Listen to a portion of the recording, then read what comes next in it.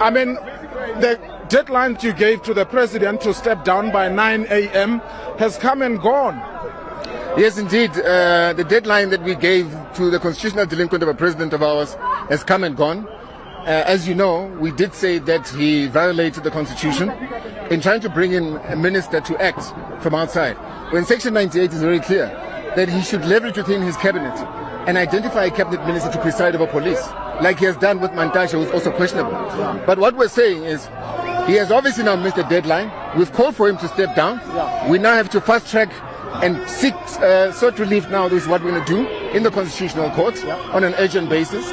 We're going to, as per Section 17, continue rolling marches throughout the country and, of course, table a motion of no confidence in Parliament as per Section Constitution, as per Section 102 of the Constitution. So this is what we're going to do until he actually gets the message that he's been rejected by South Africans and is dislodged from reality. He must do the honorable thing. Today is Nelson Mandela. We're recognizing that and we're saying, can you do as a please, a simple thing? The next 27 minutes, read out your letter of resignation. South Africa has rejected you. Yeah, but he has not done that. He has not resigned clearly, because we would be knowing by now. You are threatening of intensifying this type of protest, but you are also saying that you will be pushing for a no confidence motion in Parliament. Firstly, looking at these numbers, it doesn't look like you have managed to get enough support on the ground.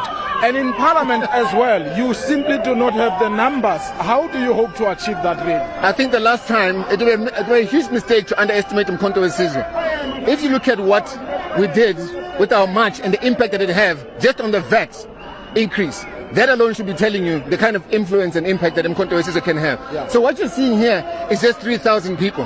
Let me tell you, if we truly mobilize the way we want to, people must be very, very worried. In Parliament, you don't have the numbers. We will be able to. Those that...